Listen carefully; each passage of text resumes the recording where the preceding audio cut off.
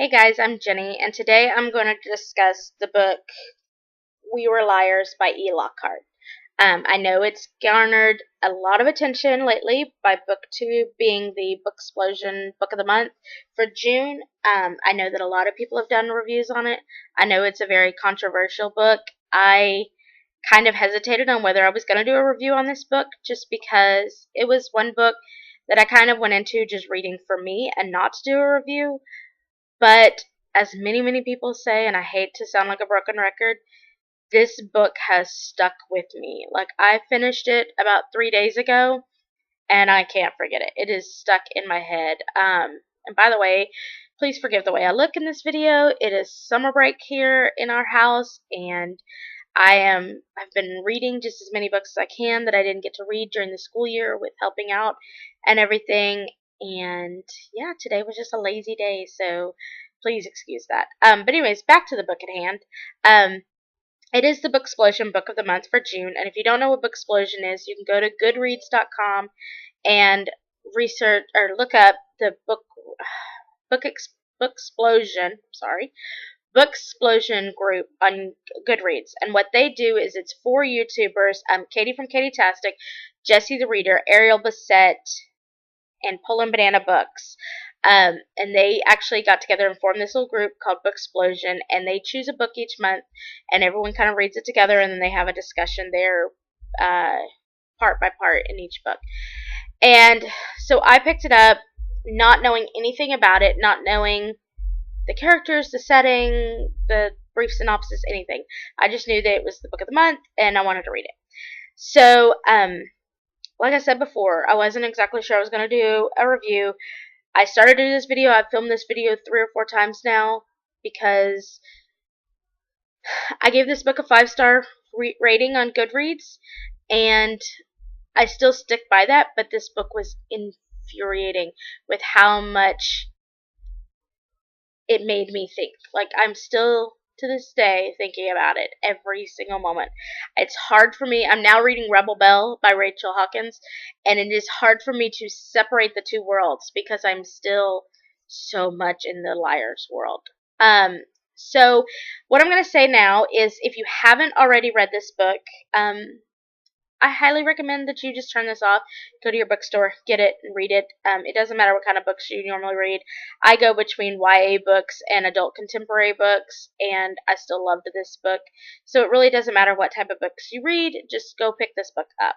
And at this point in time, I'm going to say that the people that are still watching that have not turned off this video have read the book, so I'm going to talk openly and freely, and if you haven't already watched or you haven't already read the book, you will be spoiled, and you really don't want to be spoiled on this book. I promise you. You're going to really want to go into it not knowing a whole lot about it. Okay, so like I said, I had to write down notes on this book because it did, like, when I started filming this, I just started blabbering and going on these tyrants, and okay, so let's start off with this. Of course, if you've read it, you know the main characters in this book are the Sinclair family, and the main characters within that family are this group called the Liars, and that consists of Johnny, Mirren, Cadence, and Gat.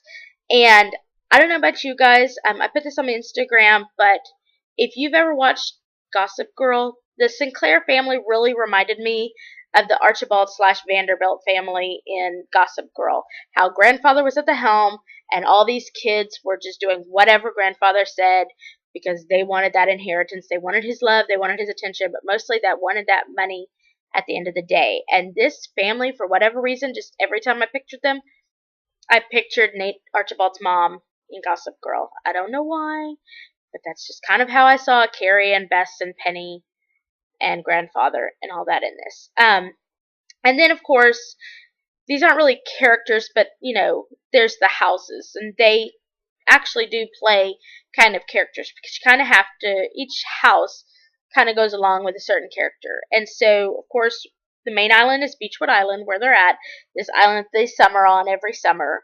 And you have the main house, which is Claremont, where grandfather and grandmother live. And then you have Redgate, where Carrie lives with her kids, Johnny and Will, and her new husband, or her new boyfriend, Ed, and his nephew, Gat. And then we have Cuddledown, which plays a huge part in this book. And that's where Bess lives with Mirren, Taft, Liberty, and Bonnie. And then we have Windermere, of course, which is where Penny lives with our main character, Cadence. And so there were some points I wanted to discuss. Okay, first of all, the group, the liars.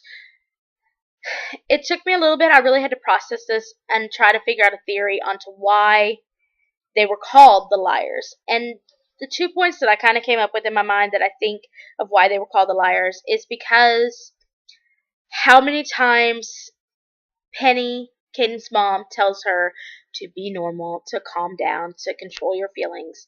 And I think all that lying about what was really going on, all this putting a facade up for the outside world to where they just thought the Claires were awesome and amazing and rich and royal and da-da-da-da, instead of really showing them what was actually going on, all the drama and all the pain and the heartache and everything that was going on, kind of made that whole family a group of liars. And when you're zoning into just those kids started calling themselves liars. I believe they said in Summer 8 or Summer 9. And I really think they call themselves liars because of the things that little kids do to kind of hide from their parents, like taking the boats even though they know they're not supposed to, going to that little cove that was kind of underneath where Windermere is, doing things like that, getting into trouble, getting into mischief. They were the liars because they were lying to the adults and things. Okay. The other thing that struck me with this book was all the metaphors that was in this book. How Cadence had a metaphor for pretty much everything in this book. I mean, we start off right off the bat when she's talking about her dad leaving and how she says that her dad pulled out a gun and shot her in the chest and her heart fell out. Not knowing anything about this book, I immediately thought, okay, her dad killed her, and now we're reading the story about a ghost and how she deals with all this and her interactions with her family as a ghost. It took me a long time to realize, oh, she didn't actually die. He didn't actually kill her. She's just a drama queen with metaphors. And that continued on. That was a central theme in this book. She talked about when she saw Gat, writing the letter to his girlfriend, that her wrists were bleeding, that she just bled out all over the place. When her head, when she had those headaches, she talked about how her head exploded and that, brain matter was leaking out of her ears and her nose and her mouth. She was quite the little drama queen with these metaphors, and they were annoying at first, but it was actually, to me, a very unique way for the author to explain what was going on, because even though we all know that her head didn't actually explode, that she wasn't leaking brain matter or anything, I think that would have been a major point in the book if she had actually started leaking brain matter. Like, I think she would have had to leave the island and go to the hospital. But, if you've ever had a migraine, if you've ever had anything like that, it can feel like that, and I think it's a very descriptive way for the author to tell us how Cadence is actually feeling. Okay. Theories in this book. First of all, the ending of this book, the big plot twist that all of them were dead, I guessed that from pretty early on. It was pretty predictable. I didn't guess how they died. I didn't know what actually happened, but something was up. There was something very different about Summer 17 to me, and I immediately thought, oh my gosh, they're all dead. Now, a lot of people have said that, yes, they thought they were dead because of the emails, because nobody responded, and I didn't. I don't know why I didn't put that together. I thought they were dead, but it didn't have any connection with the emails. Now, it did make sense once I found out that, oh yeah, they never responded to her emails. I really thought nobody responded to her emails at first because she was sick, because she had gotten her head injury, and because they were worried about her and they didn't know what to say. And they were so used to being Sinclairs or liars, that they didn't know what to say to her. They were too busy putting on a front that everything was okay. And that didn't get me. What got me was when she finally got back to the island and they were acting all weird. I was like, oh my gosh, they're dead. But in true E. Lockhart fashion, every single time I started to think that, oh, they're dead, something would happen to make me think, no, they can't be dead if that's happening. like for the fact that she could feel them, she could touch them. And I'm like, no, that's not real, you know. And the mess in Cuddle Down, just I still don't understand it. I still don't understand it. I still don't understand it. Like, I wish E. Lockhart would have given us some explanation as to how Cadence made the mess, you know, because it just doesn't make sense that Cadence would be making that mess all herself. Like, what was she doing? Eating everything in the house and then just leaving the trash everywhere? And what about the board games and stuff? And the only thing I guess I can think is that she really was, like, hallucinating these people and really thought she was having, you know, playing board games with these people and having a lot of fun. Um, the other thing that really confused me was the phone call with Taft right before she came to the island for Summer 17. When he called her and he was already on the island and he said that Cuddle Down was haunted. And she was saying, no, it's just the wind going through the building. She was like, have Mirren read you a bedtime story. And he was like, that's what I'm talking about. And I thought he was like, oh, yeah, I'll just have Mirren read me a story. But if Mirren's dead, she couldn't have read him a story. And so it took me a long time to be able to process that. That kind of went along with that whole Cadence is a drug addict theory that Taft had. And that had to connect together. It was one of those theories where I had it in my head, but the author had to really work to convince me that that idea that I had in my head was actually the truth. Now, theories on what had happened. First, I thought Gat hurt Cadence.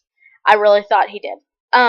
I really thought that was a secret. When her and Mirren kept talking, and she was like there was something more between Cadence and Gat after she came back in Summer 17 than there was with her and Mirren, her and Johnny. And I really thought the whole way that they were like,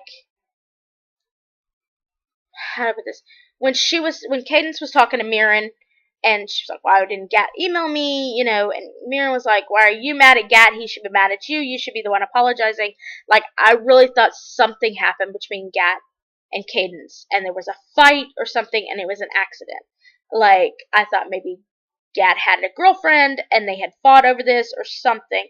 But I really thought Gat had hurt Cadence. Never once in a million years did I think it was on purpose. I thought it was truly an accident, but I thought that, yeah, something had happened there. The other theory that I had was that they were all dead. Even Cadence. They were all dead in a drowning. And that, I don't know how that would have played out, that Cadence was dead now that I've read the book. But for some reason I thought all of them were dead. This was her ghost story. And they had died in some type of boating accident or drowning. They were constantly in that little cove by themselves. They were constantly going out in the water, unsupervised. I really thought something serious had happened. And of course that goes on to the theory that I thought they were all dead. And then when they talked about another theory that I had about the book, that they talked about the renewing of Claremont. When they talked about the rebuilding and the restructuring and all of that stuff, nowhere in a million years did I guess the fire. Nowhere. That hit me upside the head like a bag of bricks. I had no idea that was coming. However, I really thought that they redid the house because grandfather was dying. Like, I thought something had happened. Either he was just grieving over his wife in a crazy way and the daughters were just going along with it, or he was just out of his mind and he was dying. But nowhere in a million years did I think about the fire. I never thought something happened to the house so they had to rebuild it. And that should have, I should have thought about that, because why else would you completely redo a house like that was beautiful, that she just kept describing how wonderful this house was? But I don't know, I never saw it coming. Talking more about the fire, their little plan, or their lack thereof plan that they had, that absolutely drove me insane. I think Poland and Banana's book said it a lot more eloquently than I ever can. You definitely should check out her review on this book. I'll link it down below. But when she talks about that, yes, they were 15, yes, they were a little drunk, but what in their crazy little minds would make them think that it was okay for each of them to go to different floors and set it all on fire and then try to run like crazy out of the house? Like, that did not make sense to me. Like, come on, have some common sense, people. You know, maybe they should have just gone to the other floors and doused it with gasoline, then came out and lit it on the bottom. Everyone else was off the island. They would have still had plenty of time for the house to burn down, for their plan to be accomplished, and everyone would be safe and alive and all would be well. What made them think to actually start lighting it on fire? Like, if it wasn't midnight at the point that I was reading that book, I would have probably been screaming at the book. Like, tears were coming out of my eyes. I could not stop it. I felt pain and anxiety for these kids. I was like, get out of the house, get out of the house, get out of the house. And of course that came to the realization that they're dead. And the realization that in some way, even though she wasn't the only one who came out with the plan, Cadence was the only one alive now, and so this fire was therefore her fault. And I think that I felt true pain for Cadence at that point when she realized what she had done, when she realized what they had done, but the fact that they had done it and she had to survive it. Because I know that everyone's going to say, oh, she's so lucky, she's alive, they're dead, but she gets to go on living. She has to go on living now without her cousins. Like, that's heart-wrenching to me. That, like, made me so sad, and it's been a long time. It's been since I've read The Fault in Our Stars and 13 Reasons Why that I was that sad about a book. Like, ugh, I thought I was watching a news story the way I was reacting to that. But like everyone said, I think what hit me more than the fact that these kids were dead were the fact that the dogs died in the fire. Like, when she realized that, I think that hit her even harder than hearing about the cousins dying. Because, you know, the cousins, they're humans. They, like, consciously made the decision to go in this house with her, to set the fire, to do this stuff. And so, even though she was the only one alive, they had some part in their death. The dogs had nothing. The dogs didn't plan to set the fire. They didn't plan to be in the room all locked up. They just died because these kids forgot to let them out. And I think that hit a lot harder than the actual kids dying. And then, of course, you have the actual, like, ghost. I don't know if they were ghosts or if they were her hallucinations. Again, it goes back to the whole messy house and everything. But I just started thinking about everything that happened after we found out the truth. I loved that E. Lockhart had them ending by going into the ocean. I thought that gave a lot of significance, especially for the fact that they had had that conversation about that when Cadence died, she wanted her ashes spread in that little cove. I thought how fitting in her head for them to be out there where she wanted to be buried, because that was like their place together, and that was her place of remembrance, and she could always come back to that island and know that they're there. You know, they're not in Cuddle Down anymore, but they're there. Now, what really shook me, what really still is kind of an unfinished business thing for me, is what was actually going on in Cuddle Down to everybody else. Why did Bess move out? I mean, I know that she had the whole fight and that she didn't want to live there because it was too small for her family and everything, but that can't be the only reason why nobody lived in there. Like, her kids didn't even stay there. Why they thought it was haunted. Why nobody really went into Cuddle Down except Cadence. It was kind of weird, which makes me go back to the thinking that maybe it was ghosts instead of just hallucinations. All in all, I really loved this book. It was kind of heart-wrenching. It made me think very, very hard. This is a book that will still, even after this review, stick with me for a long, long, long time. If you have read this book, please comment down below. Let me know what you thought. Let me know your theories and everything like that. I will leave all my contact information down below. My Twitter is Jenny Unscripted. You can find me on Instagram at Jenny Unscripted. I'm pretty much Jenny Unscripted anywhere, but again, I'll have links to all that down there. I hope you enjoyed watching this, and stay tuned for more reviews coming from me. Have a great day. Bye.